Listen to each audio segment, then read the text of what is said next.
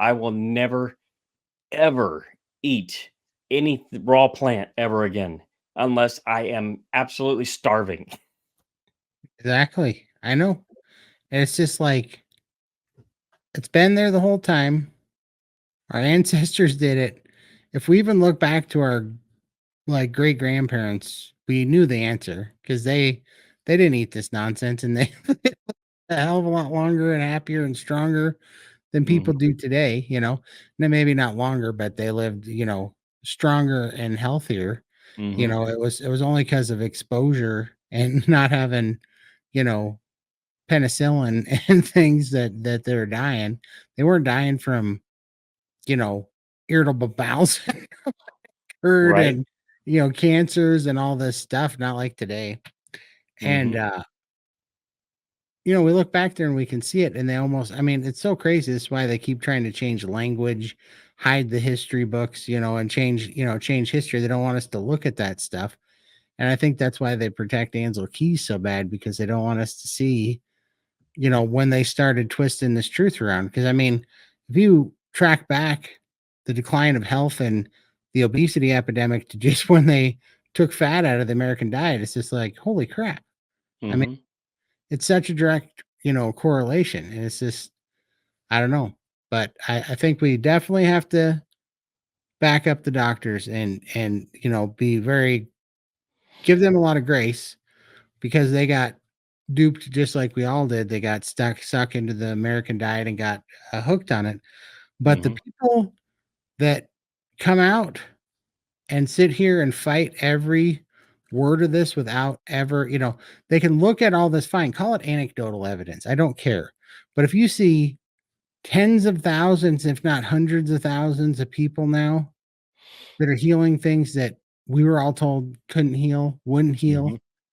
we Yep. had no chance, we would die if we didn't take the drugs, right? Mhm, Don't ever do that. You're gonna have a heart attack, you're gonna have a stroke, you're gonna have, colon cancer if you do what you're doing. And people are mhm, doing it anyhow and they're getting free. If you don't at least say that's worth a look, like that's worth, at least take a double look at that. If you mhm, don't do that, then history history is not going to bode well for you, my friend.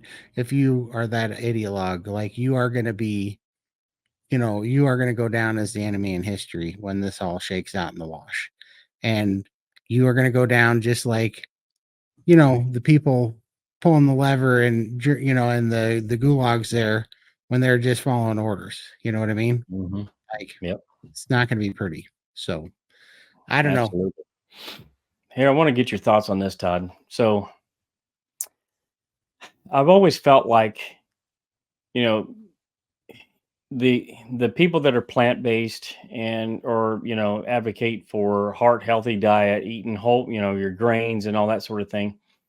Number 1, I don't think that that industry would even exist without modern agriculture and producing, monocropping fields and producing so much of these foods for people to eat in zones where it can be grown for more of an extended period of time, right? So I feel like it's impossible for society to even exist the way that it has without these farm implements and these methods and pesticides and herbicides and fungicides and things like this in order to produce this food product. Because I live in Ohio and it's not easy to grow your own food. Like you're literally going to be starving if you had to rely on growing plants for food. You're going to starve for 5 or 6 months of the year because you literally just cannot grow enough food. So that to me would mean you couldn't live in this area if ancestrally people are supposed to eat plant-based diet and not eat meat. I wouldn't be living in this area, that's for sure, because you can't grow that kind of a food here. So yeah, I was just wanting to kind of get your thoughts on that. Yeah, I totally agree because, you know, how, like, they used to have to rest the soil back then every 7 years just to get a crop to grow. And they might get what? 2 harvests on a field, right? Mhm. And then they would have droughts that would kill it. They'd have, they'd have all sorts of issues. They'd have plagues that would, locusts that would come in and wipe out, crops and everything.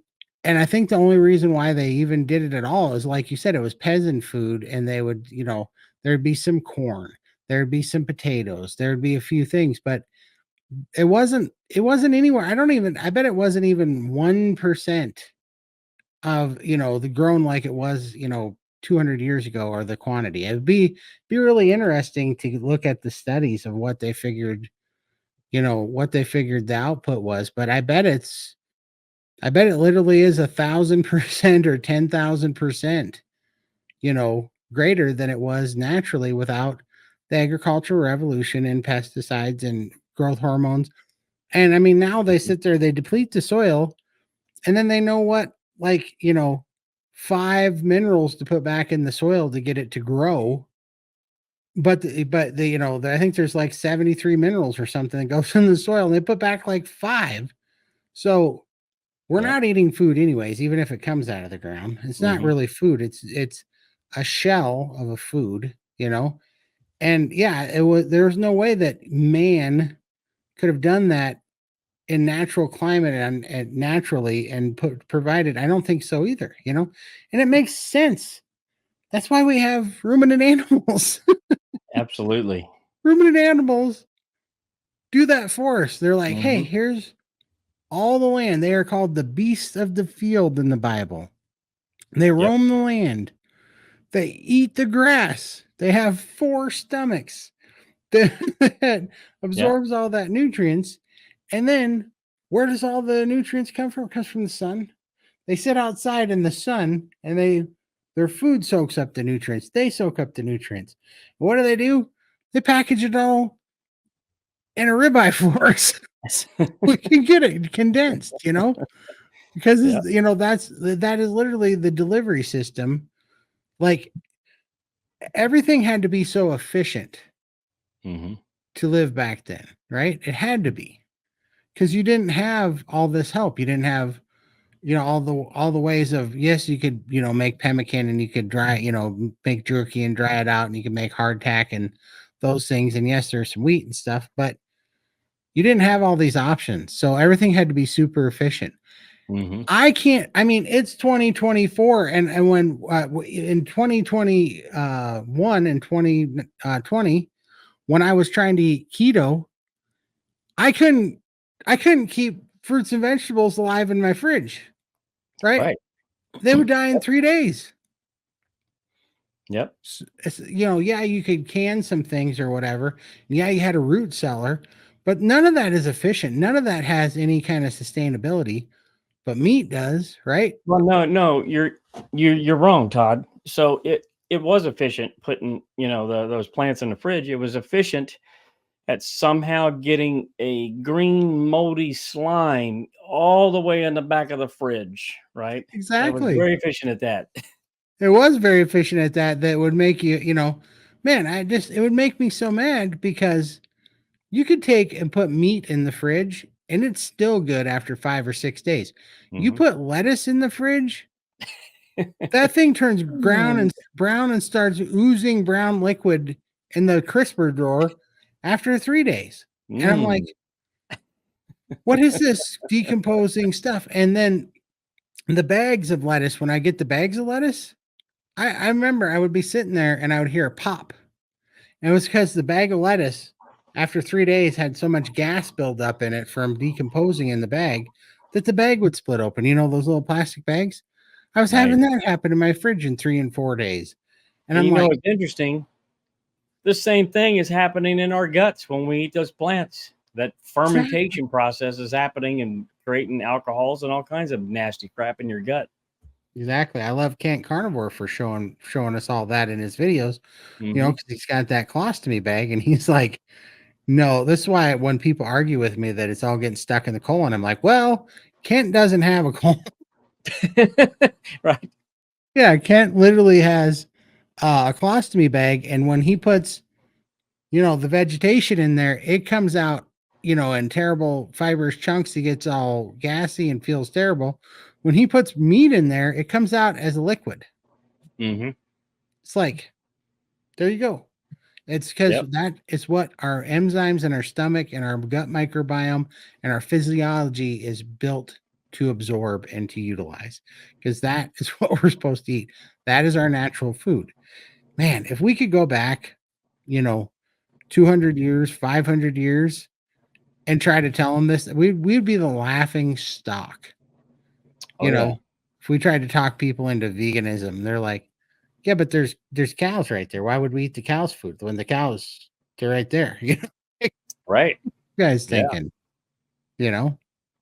Yep. I remember even when I was a kid, um, meat was, we always had some kind of meat, but I started growing, or I was growing up when margarine was the craze, and low fat was coming in and all that sort of thing. But even, I mean, meat was still like, you had meat, for dinner, and whether it was chicken or whatever. Now I know in retrospect, you might as well just eat cardboard if you're going to eat chicken. But at least meat was the centerpiece of the meal, even when I was young, at 45 years ago.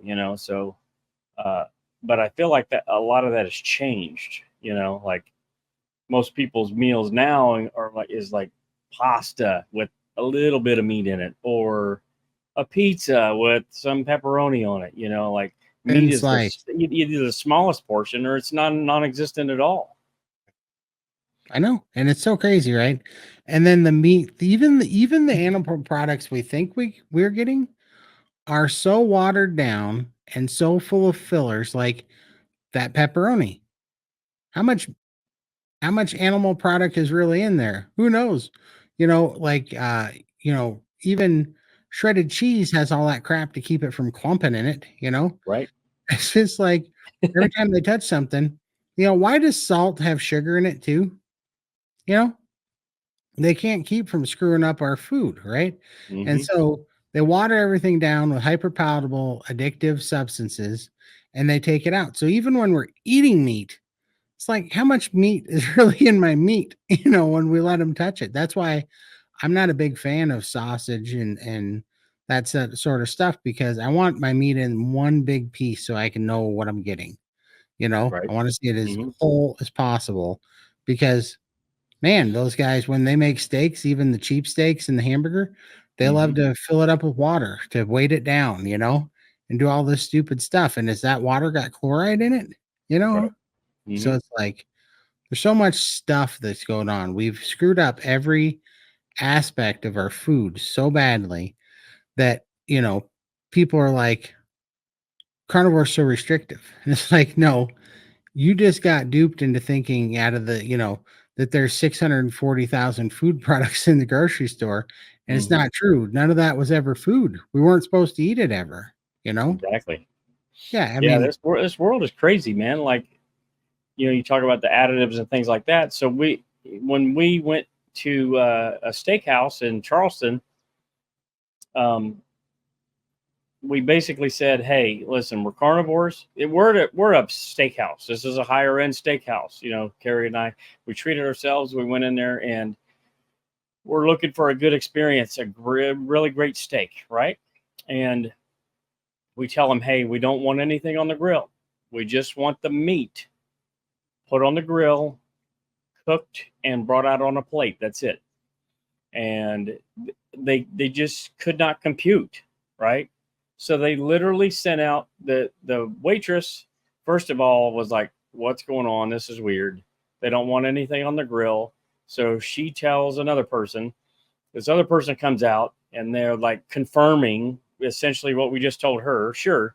Well, maybe 5 minutes later, a manager comes out and she's like, "Oh my goodness, we just want to make sure that we know you're not getting sides.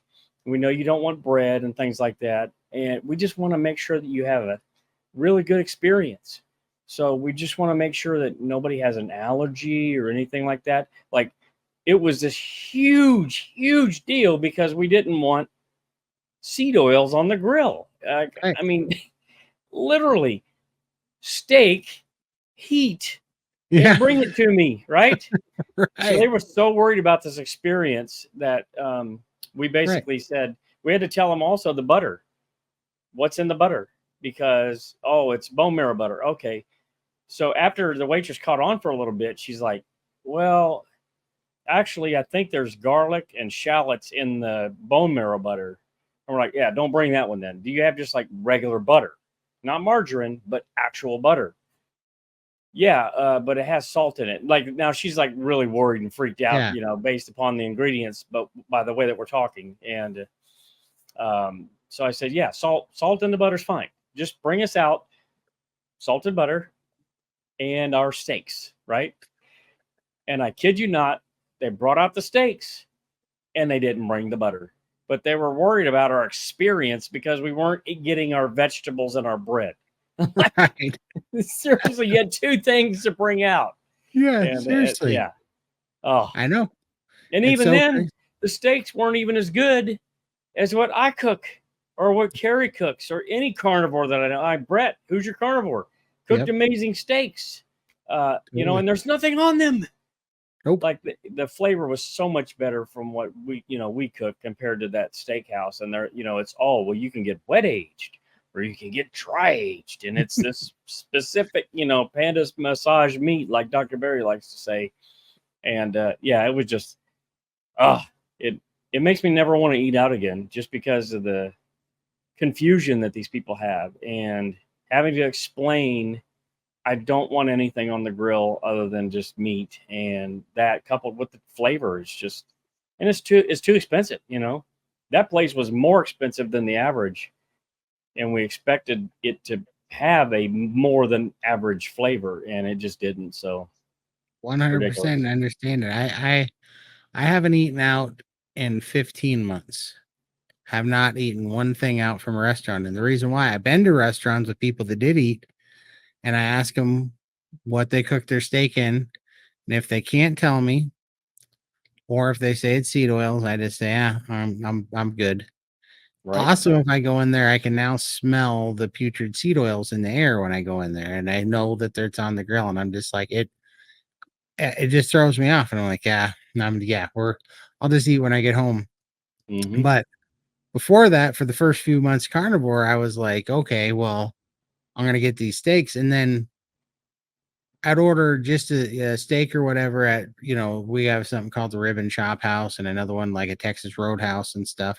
Hmm. And so we get a steak there and make sure that they didn't have seed oil on it or whatever. But you'd pay $40 to $60 for a ribeye, and it sucked. Time. I was just like, why am I doing this? Like it just makes me mad. And then when you get to doing carnivore and you can also fast, well, then there's just no reason hardly at all for me to eat out anymore. Because I'm Hmm. just like, I'm just gonna be mad that I could have made myself three better ribeyes for the price that I paid for one of these complete Oh, letdowns. exactly, exactly. Yeah, and it does. It makes me mad every single time. I'm Yep. like, I'm like, well, first of all, they serve the portions that they serve at these restaurants is like, seriously, Yeah. how can you have a 12-ounce ribeye? Yeah. Like Like, what are you doing? that's like a piece of paper or something. Right. Like a filet mignon is bigger than that. Yeah. And then they want to charge, like $28 for a 12-ounce ribeye, Yeah. and if you get bone in for the 14-ounce ribeye, now all of a sudden it's $35 or $38. But the bone, weighs like 4 or 5 ounces, so you're getting even less steak. It's just so Yeah. I know. ridiculous. I know. It's so stupid. And then yeah, man, when I started cutting my own ribeyes out of rib roast and just cooking those and cutting them 2 inches thick, and I mean they'd weigh 32 ounces a piece, and I'd cook them two at a time, like this is Nice. the way we're meant to eat. But it's like I just cooked 3 pounds of ribeye cheaper than I could have got a 12-ounce ribeye at the steakhouse, and mine tastes 500% better and more palatable than their Yes. crap taste. And it's just like, yeah, I just don't waste money on, I don't even want to call it food, Hmm. they get so used to masking all the bad technique and the bad products that they have with Gar sugar and yeah, and sauces garlic. and garlic, tons Yeah, of garlic. garlic I don't and pepper, that covers everything up, you know? know. There's you guys ever get that Alpine Touch stuff back in the day? Uh-uh. It's a steak seasoning here that everybody loves, and I can't stand it. It's on everything. I got so sick of Alpine Touch, and now that I'm carnivore, like, it tastes just rancid to me, and you can smell it, and when I smell it, it makes Yeah. me kinda sick to my stomach, and everybody does Alpine Touch, and it's just, like, highly, you know, aromatic seasonings that are so intense because they're just covering up that what you're eating is really Mhm. poor quality crap, Yeah. you know? That's They just yeah, do and it on that's one of the well, I don't know if you could call it a benefit. I think it is a benefit on the carnivore diet. Your senses become so much more heightened. So, you know, I was a Diet Pepsi addict for at least 20 years. I would say it was probably 25 years. Over 25 years, I was addicted to Diet Pepsi. Mhm. That was probably the hardest addiction for me to break. I could even break sugar, the sugar addiction, much easier than I could break the Diet Pepsi addiction. So once I finally got into carnivore for months and months and months and months, and went on the Lion diet, was able to kick all these things and the Diet Pepsi habit, right? And then since then, my taste buds are obviously way different because I tried Diet Pepsi again. Oh my gosh. It tasted like a chemical soup concoction bomb that was trying to kill me. It was the most disgusting thing I've ever tasted. It literally tasted like I'm drinking liquid plastic or chemicals or something. Right? Uh, and to me, I feel like the human body that's a defense mechanism. It's letting you know, hey, this is not real food. You shouldn't be eating this stuff. This is trash. This is garbage. This is poison. And that I do feel like being on carnivore, having those heightened senses allows you to be more in touch with yourself and understand that these things are not good for you. Yeah, absolutely. Our body is the best physician that we could ever want, and as long as as long as we can trust our body because it's not a crackhead at the time, like when we were hooked on sugar and everything, our bodies were just crackheads, right? So, yeah, it used to make me mad when people are like, listen to your body. And I'm like, really? Because my little crackhead body's saying, Coca Cola and double stuffed, double pepperoni pizza with some tacos on the side. Like, I don't think I should listen to my body right now because it's kind of a crackhead.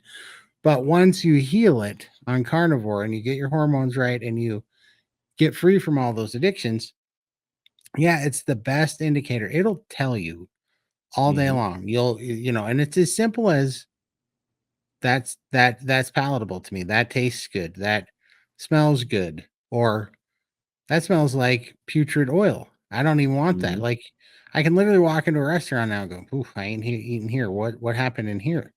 And then to your point on drinks too, I have not been able to drink out of anything but a glass bottle for like the Wow, last 9 months because every time I drink out of plastic, it tastes like plastic. I can taste it in everything. really? Yeah, it drives me Wow. insane. So I it's annoying. I don't like doing this because you know how much room glass bottles take up? They're everywhere. Yeah, right. Yeah, and so I dump 55-gallon garbage cans like a couple of times a week full of glass bottles now because I drink a lot of water. Maybe you can And have mineral water delivered in a glass 5-gallon yeah, thing or something. that'd be good. That'd be something to actually look into because yeah, I love the glass bottle water, but that's all I can drink it in. Every time I get plastic water, you can taste it. And we do have good well water here, but I really like it, sparkling water and stuff in the fridge. Hmm. And yeah, all the plastic bottles, I can taste them. The cans aren't terrible bad. I can taste a little bit in the cans, but the plastic bottles, it just ruins it. I can taste plastic in absolutely everything. And it's like everything's in plastic. That's why I so love the rib roast now because I can chop those up and Mhm. there's a whole lot of meat with very little plastic touching, just the very outside edges, and that kinda cooks off, Right. but when you get the ribeye steaks cut and they're on their side, Mhm. well, that plastic's touching a big piece of it, and I can taste it, you know? Oh, It's wow. like, I can smell it, I can taste it, and it's like, yeah, your smell and your senses are just, like, heightened, Mhm. and it's so Yep. crazy, and now you can taste any variation, like, "Did that bacon have pepper on it? Did you pepper my bacon back there?" You know what I mean? Like, Yeah. it in a second, even just a little bit of it. Yep. Yeah. Even when I order burger patties from McDonald's, I can taste if they put the seasoning that they call seasoning is just salt and pepper mixed. I can definitely tell even if they put just the slightest hint of pepper on there. I'm like, I this has got pepper, and Yep, it's unfortunate because I'd rather not have that, but sometimes if I'm in a hurry, I'm like, I gotta eat it yep, because I don't have time. yep. It's But not the yeah, worst thing in the world, but if I have a little bit of pepper, I'll have an inflammation response for sure, you know? hmm I'll feel it in my eyes or have it in my lungs. My lungs will be wheezy, and it takes like hmm 3 days for it to completely clear up, and I'm just like, "God, right, this crap," you know?